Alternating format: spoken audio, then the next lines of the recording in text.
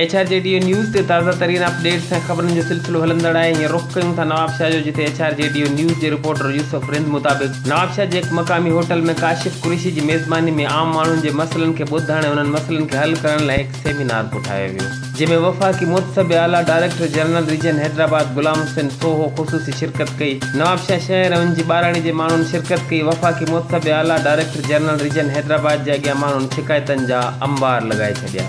माण्हुनि हीसको सुई सदरनि gas railway national bank ऐं ॿियनि खातनि जे ज़ियादतियुनि ख़िलाफ़ दाहींदे चयो त इन्हनि खातनि में ॿिटो मयार आहे। ग़रीबनि लाइ हिकु कानून ऐं अमीर लाइ ॿियो कानून आहे। इन्हनि इदारनि में ग़रीबनि खे पीसियो वञे थो।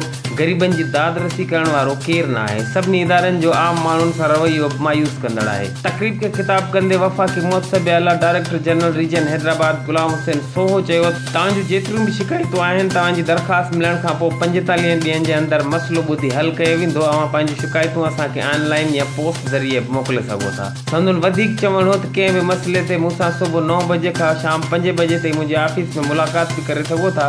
ऐं संदुनि वधीक चवणु हो त अवाम जी ख़िदमत असांजो फ़र्ज़ु आहे। सेमिनार में बैरिस्टर इमरान अकबर ऐं समें माण्हुनि शिरकत कई। रिपोर्टर यूसुफ रिंद सां गॾु अली जाफ़री सोलंकी, HRJDO न्यूज़ हैदराबाद।